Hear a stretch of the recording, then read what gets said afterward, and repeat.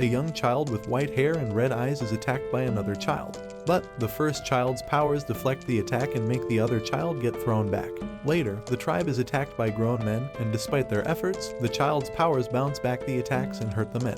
The child knows that nothing can hurt him, he's invincible. He's the most powerful Esper in Academy City. That child is Accelerator. Years later, a slender white-haired boy is spotted leaving a convenience store with his groceries. At the same time, a girl who closely resembles Misaka Mikoto is on a rooftop. She's holding a mounted sniper rifle aimed at the white-haired boy, whom she confirms as her target, Accelerator. She adjusts the scope for weather conditions and fires several accurate shots. However, to her surprise, the bullets somehow return to her, destroying the gun and injuring her severely. In panic, she struggles to flee, seemingly frightened by something. During the daytime, Tauma Kamiju, a level 0 Esper, is walking to school for makeup classes. Tauma stops at a vending machine to get a drink but realizes he doesn't have the right change, so he uses a 2,000 yen bill. He inserts the bill and presses a button, but nothing comes out. He tries to coax the machine, but it remains unresponsive. In frustration, Tauma says his catchphrase. Just then, Mikoto, a level 5 Esper, interrupts his predicament and pushes him out of the way. Surprised by the arrival of the young and somewhat rude girl, Tauma wondered who she was. In an instant, Mikoto spun around and kicked the vending machine, accidentally revealing her shorts to Tauma. Predictably, the machine finally gave in and dispensed a beverage. Mikoto then offered to repay him and demonstrated by sending an electric current into the machine, but it backfired, causing the machine to spew out various canned beverages. Realizing what could happen, Tauma made a quick escape as the vending machine's alarm blared. He found a bench to sit on, and Makoto approached him with the beverages she had taken from the vending machine. Their conversation is abruptly interrupted by the arrival of Kiroko. She introduces herself to Tauma and mentions that she's Mikoto's herald, suggesting that Tauma should speak to her if he's interested in Mikoto. This irritates Mikoto greatly, leading her to release her electric powers on Kiroko. Right after that, Tauma hears another girl and turns around to see a girl who looks exactly like Mikoto, dressed the same way.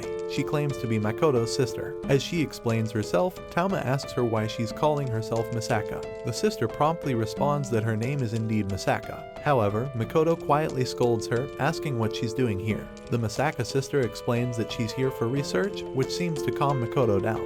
She then invites her sister to come with her for a while, despite the sister's protests. Later, in the afternoon, Tauma encounters Mikoto as she stares thoughtfully toward the horizon. He greets her, and she acknowledges him with an unfazed expression. Tauma continues on his way and comes across Mikoto's sister once more, this time trying to feed a black cat inside a cardboard box. Tauma takes the cat with him as he and Mikoto's sister arrive at a bookstore. Tauma intends to buy a reference book about cats. Suddenly, a chill runs down her spine, and she spots Accelerator behind her. She carefully sets the cat down and confronts him as gunshots echo from an alleyway. The sisters falls due to a powerful force. From the shadows of the alleyways, Mikoto's sister emerges, breathing heavily, holding a gun, and wearing goggles. Then, a voice is heard, the voice of her tormentor, Accelerator. He questions why she's running and taunts her about her actions. Mikoto's sister stops and fires several bullets toward Accelerator, seemingly hitting him. However, the bullets suddenly fly back towards her, and one hits her right shoulder. Accelerator remains unharmed, leaning forward. The girl fires her gun at his face, but strangely, the bullets stop in midair and redirect towards her. Thinking quickly, she shields herself with her gun and throws it at him. Afterward, she retreats, creating some distance between her and Accelerator. She tries to attack him with her electric powers, but it backfires, electrocuting her instead. In pain, she realizes that Accelerator's power is not reflection but rather vector change. He explains that he can control anything with vectors by touch and clarifies that his power is set to reflect by default. Accelerator leans down and touches the open wound of Mikoto's sister. He tells her that he's now touching her blood and asks her a puzzling question about what would happen to the human body if the direction of the blood flow is reversed. With a sinister grin, he informs her that if she answers correctly, she will be granted a peaceful end, much to her horror. Meanwhile, Tauma finally exits the bookstore and starts wondering where Mikoto's sister went. As he searches, he begins to feel an eerie sense of foreboding coming from a particular alleyway. He follows this unsettling feeling and, in the darkness, comes across a solitary, blood-soaked shoe. He continues cautiously under the cover of darkness and finds, to his shock, the girl he had been talking to just a while ago. It's Mikoto's sister, lying in a pool of her own blood. Tauma is completely horrified by the gruesome scene, taking several steps back, unable to comprehend the tragic sight before him. The scene shifts to several anti-skill members guarding a secluded area away from bystanders. Sitting on the ground in despair is Talma, still with the cat he had left with the girl who has now passed away. One of the anti-skill members approaches him and asks if Talma can accompany them to the scene of the crime. Talma agrees and leads two anti-skill members to the supposed scene of the crime. When they finally arrive at the location, Talma is bewildered to find not a single drop of blood. Confused about what happened, he rushes towards the spot where he saw Makoto's sister lying in her own blood, but they find nothing there. Suddenly, the cat and Talma both sense something unusual. Following this sensation, Talma leaves the puzzled anti-skill members behind and covers a significant distance. In the darkness, he spots the familiar glow of Makoto's sister's goggles from a distance. Talma comes to a halt and closely examines the person, confirming that she is indeed alive. At that moment, Makoto's sister is carrying a rather large bag, big enough to fit a person inside. Talma is stunned and asks how it's possible that she's still alive. However, the sister corrects him, stating that she is truly dead. Shocked by her statement, Talma inquires about the bag's contents, but the sister doesn't answer. Instead, she demands that Talma decode a series of letters and numbers, seemingly a password. Talma is perplexed by what's happening, and the sister informs him that he's not part of the experiment. Talma attempts to decipher the bag's contents, but suddenly he hears a familiar voice from behind. It's a girl who looks like Makoto, and she's standing before Talma, surprising him. This girl talks about sisters, and another similar-looking girl joins in, apologizing for leaving the cat behind. Yet another one appears and explains that she didn't want to involve an animal in their conflict, while another apologizes for causing him worry. Then another one appears, and the Makoto's sister who was carrying the bag tells Talma that every one of them is Misaka. She introduces herself as Misaka 10032 and explains that she was the one Talma had been interacting with all this time. She goes on to clarify how they use their electric abilities to link their similar brain waves, enabling them to share their memories. Talma is curious and asks her who she really is. Misaka 10032 reveals that they are mass-produced clones created for military purposes, using the DNA map of Academy City's third level 5, Misaka Makoto. They refer to themselves as sisters. When Talma inquires about their current activities, she replies that they are simply part of an experiment, but she's not allowed to divulge the specifics. After their conversation, the clones depart one by one, with Misaka 10032 asking Talma to take care of the cat for her. Talma is currently on a bus heading towards the Takiwadai Middle School dormitory. When he steps off the bus and arrives at the dormitory, he learns that Makoto resides in room 208. Talma decides to use the intercom panel to contact her. A voice on the other end answers, informing Talma that she is Makoto's roommate and reassures him that he won't be bothering her. She asks Talma what he wants with Makoto, and he replies that it's nothing major. The voice informs Talma that Makoto hasn't returned home yet but allows him to wait inside their room. Talma enters the room and discovers that the voice belongs to the girl he met earlier, Kiroko. Kiroko offers Talma a seat on her bed instead of having him stand, to which Talma questions what she's doing on Makoto's bed and jokingly asks if she's Suddenly, footsteps can be heard approaching from the hallway outside. Talma assumes it's Makoto, but Kiroko recognizes who it is. The dormitory supervisor is coming, and Kiroko becomes worried about her finding out that Talma is inside their room. With no other option, Kiroko touches Talma's shoulder, attempting to teleport him outside. However, to her surprise, she discovers that her teleportation power doesn't work on him. Talma attempts to explain that his right hand is the reason why Kiroko's teleportation power didn't work on him. Kiroko quickly grabs his hand and forcefully pushes his body under Makoto's bed to hide. She then goes to deal with the supervisor. While under the bed, Talma discovers documents hidden inside Makoto's giant stuffed bear doll. Under the bed, Talma examines the document he found and realizes that it contains crucial information about the sisters. As he reads, he discovers that the tree diagram had calculated that only Accelerator, the strongest level 5 in Academy City, could attain level 6. The document explains that by creating specific battle scenarios and having Accelerator fight according to those scenarios, his growth toward becoming a level 6 would be stimulated by the battlefield. Talma turns the page and finds a map that reveals several crossed out points on it. These marked locations on the map likely hold significance in the plan related to the sisters and Accelerator's level 6 development. Talma races through the streets of Academy City, determined to find one girl, Misaka Makana, as she holds the key to the chaos unfolding with her sisters. He notices that the wind turbine propellers are spinning, even though there's no wind tonight. Talma deduces that following these turbines will lead him to Makoto, a level 5 Electromaster who constantly generates electrical energy. On a bridge somewhere, Misaka Makoto stands, leaning on the railings and gazing into the distance.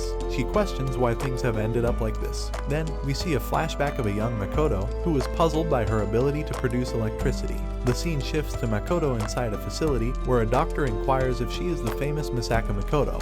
Young Makoto turns to confirm her identity. The doctor goes on to explain that many people are handicapped and in pain, unable to move their own limbs. He suggests that if they possess the power to control the electricity within their bodies, they might be able to offer hope to those individuals. A nurse accompanying the doctor adds that they could potentially save numerous people if they were to apply Makoto's powers to help them. In another scene, a group of girls is heard gossiping about a rumor regarding military clones being manufactured in Academy City, with a certain level 5's DNA serving as the foundation for these clones. The gossip continues until the girls spot Makoto, at which point they quickly move away. To Makoto, these rumors seem absurd. The scene then returns to the present, with Makoto still leaning on the railings, occasionally emitting electricity as she ponders her circumstances. In another flashback, several sisters appear before Makoto. The scene then cuts back to Makoto, who mutters help. It cuts again to several sisters lying dead in pools of blood, and then to Accelerator, who is seen smiling ominously. Suddenly, a black cat enters the scene, emitting a soft mew. The sound of footsteps follows, and Makoto is visibly surprised by this unexpected arrival. Tauma calmly tells her to stop, prompting Makoto to inquire about what he means. Tauma references the information he obtained from the document hidden in Makoto's stuffed bear. He explains how the tree diagram had predicted Accelerator's ascent to level 6 by preparing 128 battlefields and killing Makoto 128 times. However, since preparing 128 railguns was impossible, Academy City opted for the Radio Noise Project as a substitute, utilizing 20,000 battlefields and killing 20,000 clones of Makoto to achieve the same results. Makoto elaborates by mentioning that the entire city is constantly under surveillance by the tree diagram. This suggests that the experiment is not only permitted but also monitored by the board of directors. Tauma interjects, saying that if the centerpiece of the experiment involves making Accelerator stronger, then logically, if he were to be defeated or removed from the equation, the experiment would be halted. He counters, asserting that she is lying and that she lacks the power to defeat Accelerator. Makoto declares her intention to go to Accelerator's location, seemingly prepared for what may be her demise. However, Tauma steps in, positioning himself in front of her, blocking her path to what she believes will be her death. Makoto orders Tauma to move, but he responds with a single word, no. Tauma remains resolute, refusing to let Makoto pass and seemingly undeterred by her power. Makoto attacks once more, and this time, Tauma is engulfed in her power, causing him to fall to the ground. After the attack, while Tauma is on the ground, Makoto becomes regretful for attacking him.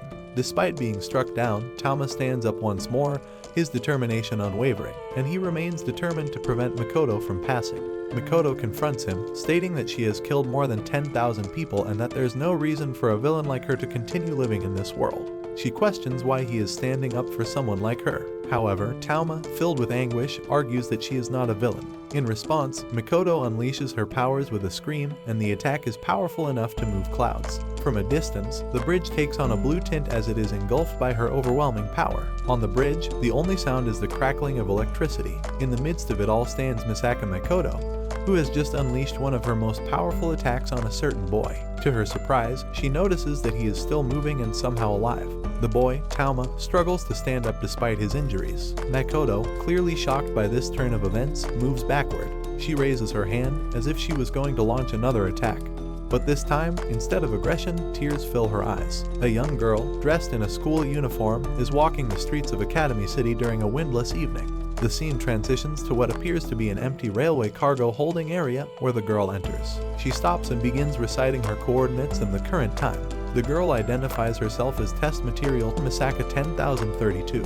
She continues to recite that the purpose of the test is to develop maneuvers for battles where Accelerator's reflection ability cannot be employed. Tauma gradually regains consciousness and looks at his hand, recalling how he lost consciousness earlier. He remembers taking Makoto's electric attack head-on without using his right hand. As he looks around, he sees no one else on the bridge. Suddenly, tears fall from above, and he realizes it's Makoto weeping. She's sitting beside him, with his head resting on her lap. She expresses her worry about having hurt him with her attacks. Tauma, with determination, begins to speak. He tells her that he now knows how to stop the experiments. Tauma explains that the tree diagram designed the experiment under the assumption that Accelerator is the strongest Esper in Academy City. However, he raises a crucial question: what would happen if Accelerator were to be defeated in a street fight? He argues that if the assumption of Accelerator as the strongest Esper were proven false, there would be no reason for the experiment to continue. Talma simply smiles in a smug manner, shrugging off Mikoto's protests, and asks her about Accelerator's current location. Meanwhile, in the railway cargo holding area, Misaka 1032 is walking along the railroad until she's called by a familiar voice. She looks up to see Accelerator sitting on top of a shipping container. He confirms that the clone before him is his next victim. Misaka 1032 suggests to Accelerator that he should say the password to confirm his participation in the experiment. Accelerator is somewhat irritated by the suggestion of confirming anything with a password. He asserts that there's no need for confirmation because the experiment is aimed at making him stronger. He compliments Misaka 1032 for remaining calm despite knowing the dire situation she's in. He then urges her to use her brain, but Misaka 1032 doesn't understand and instead states the current time as the experiment is about to begin. She questions why Accelerator desires more power when he is already recognized as the strongest Esper in Academy City, a position where no one can surpass him. Accelerator explains that the only reason people know he's the strongest is that they fought him and lost. He conveys to her that being the kind of strongest he currently is isn't enough for him. He aspires to attain a power beyond that, one where challenging him would be considered a sin. Accelerator jumps off the container and lands in front of Misaka 1032, signifying the start of the experiment.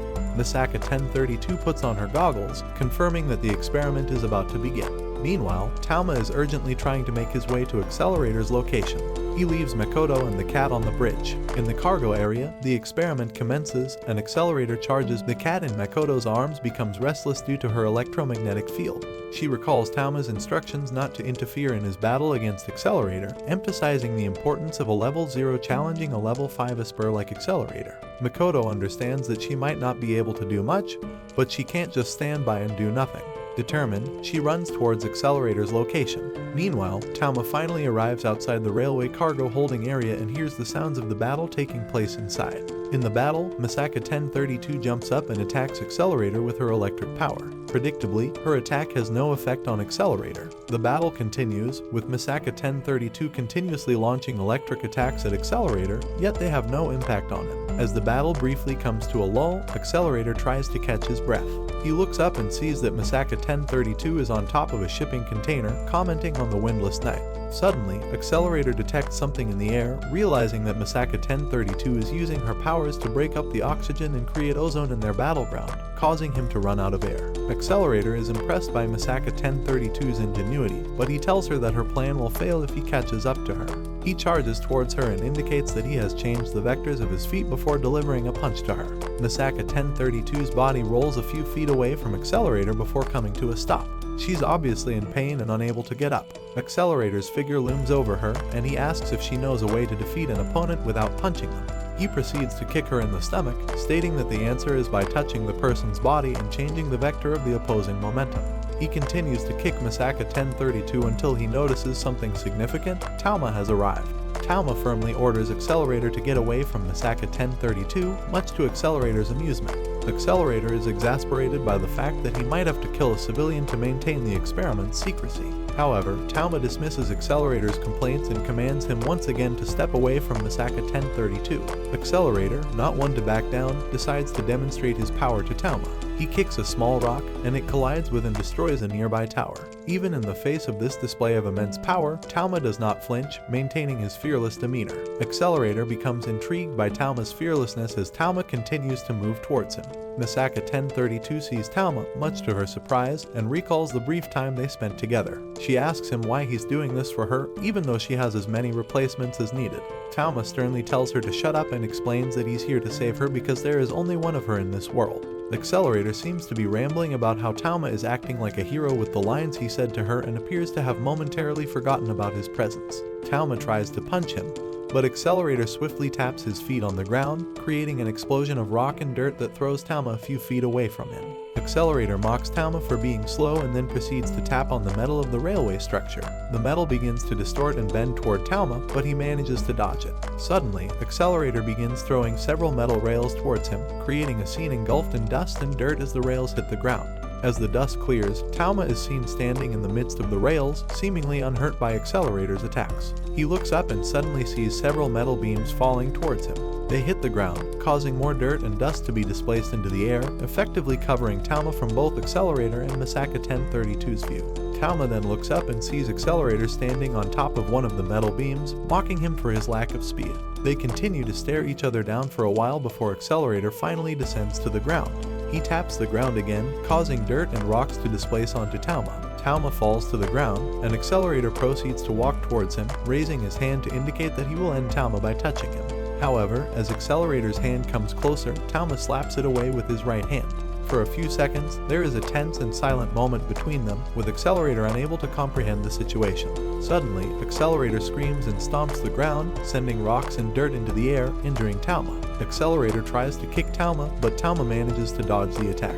Slowly recovering, Talma inches away from the wreckage. Accelerator walks toward him and comments that the containers seem to have contained wheat flour, noting the danger since there is no wind tonight. He questions what would happen if the powdery flour floating in the air were to catch fire and asks Talma if he knows what dust explosions are. Realizing what's about to happen, Talma makes a run for it while Accelerator laughs. A part of the cargo holding area is engulfed in flames as an ignition sets off, causing the flour to explode. Talma miraculously survives the dust explosion caused by Accelerator, who remains uninjured. Accelerator comments on how Talma almost killed himself by causing the explosion, as the oxygen was used up in the process. He further taunts Talma, stating that he should rejoice because he is the first one to have pushed Accelerator into a near-death situation. Talma doesn't respond with words. Instead, he pulls himself up to confront Accelerator once again. Accelerator continues to gloat, asserting that no matter what Talma does, he can control any vector he comes in contact with. By touching Talma, he could easily blow up all his veins and organs. He mocks Talma, expressing surprise that he's still able to stand and breathe before him, considering it somewhat of a miracle, and suggests that Talma should stay down already. Accelerator starts to charge towards Talma, extending his right arm to try and touch him. With seemingly no other option left, Talma clenches his fist and delivers a punch directly to Accelerator's jaw. The force of Talma's punch sends Accelerator flying a few feet away from him. Both Talma and Accelerator are surprised by what just occurred. Talma then realizes that Imagine Breaker, his unique power, works against Accelerator's abilities. As Accelerator struggles to get up from Talma's punch, he initially claims that Talma made his blood jump for joy. In an enraged state, Accelerator charges toward Talma again. Talma successfully dodges Accelerator's advances and manages to punch him in the face. Talma follows up with several quick punches to Accelerator's face, leaving Accelerator unable to defend himself. Talma attempts to connect another punch, but Accelerator uses his vector powers to leap to a considerable height and retreat. Accelerator is visibly shaken by Talma's punches and struggles to regain his balance, unable to comprehend what just happened. Talma walks into Accelerator's pondering of his situation and taunts him for his belief in being unbeatable. Talma points out that since Accelerator usually deflects all attacks and defeats his opponents in one attack, he would never know how to engage in a real street fight. Enraged by Talma's insults, Accelerator uses his vector powers to manipulate the metal on the railways, carrying Talma into the air while he stands on the metal. Despite this disadvantage, Talma ingeniously uses the metal to propel himself into the air and delivers a powerful punch to Accelerator, sending him crashing into a stop sign. Talma approaches Accelerator and questions why people like the Mikoto clones, who are just trying to live their lives the best they can, end up becoming prey to him. Accelerator, sitting on the ground, laughs at Talma's words, then stands up and dismisses Talma's sentiments as nonsense. Accelerator raises his arms and starts emitting strange clicking and screeching noises from his mouth, leading to his own laughter. Suddenly, gusts of wind fill the area, and streams of blue energy begin to form above Accelerator, swirling and whirling around him, all within his control. Accelerator commands the energy to kill him, and the compressed blue energy transforms into several streams of powerful energy aimed at Talma. Talma is overwhelmed by the sheer force of this attack and is blown away. Accelerator continues to laugh and forms another ball of energy, taunting Talma by claiming he is all talk and genuinely powerless against him. Accelerator declares that he will finish Talma off with one more hit. However, someone shouts Accelerator's name. It's Mikoto, and she has arrived, ready to fire her railgun towards him. Talma, though injured and facing Accelerator's devastating power, asks Mikoto not to intervene. Mikoto smiles and apologizes to Talma, acknowledging his wish for nothing to be lost and for everyone to be smiling, even though she believes it's impossible. She admits that what she's about to do is selfish, but she just wants Talma to live on. Mikoto prepares to fire her signature attack, the railgun. However, Mikoto realizes that something is amiss. She notices the plasma sphere that Accelerator is forming, created by controlling the direction of air and compressing it into one spot. The sphere of plasma is growing larger by the second, and Makoto realizes that her electrical powers are ineffective against it. Suddenly, Makoto notices the wind and realizes that Accelerator is calculating the flow of wind to control the plasma. She becomes aware of the meticulous precision in Accelerator's control. In the midst of this, Makoto hears the soft meow of a certain cat and sees that the cat is with an unconscious Misaka 10032. She rushes to Misaka 10032's side and pleads with her to wake up, as she needs her to do something important to protect Tauma's dream. Misaka 10032 is awakened by Makoto's urgent pleas and stands up. In the city, the wind turbines are moving on their own, producing powerful gusts of wind. Meanwhile, Accelerator is losing control of the ball of plasma and begins to question whether he had miscalculated the flow of the winds. Back in the city, several sparks are coming out of the missile of the wind turbine as Accelerator realizes that there shouldn't be any miscalculations on his part. He discovers that the wind is being produced artificially by directing electric power to the motor of the wind turbines to make them spin. Accelerator turns around and sees Misaka 10032, recognizing her as the one who tampered with the wind turbines. In the city, several Misaka clones are directing their electric power onto the motor of the wind turbines, empowering them to turn. Accelerator is enraged by this and threatens to kill Misaka 10032. However, Makoto steps in to protect her. Despite both being level 5 Espers, Accelerator expresses his contempt for Makoto, believing her to be too weak for him.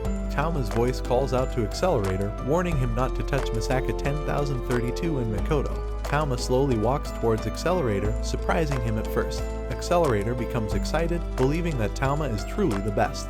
He charges towards Tauma, extending his hands. They both reach the point where they could touch each other. Accelerator uses his hand to try and touch Tauma, but he evades, forcing Accelerator to use his other hand.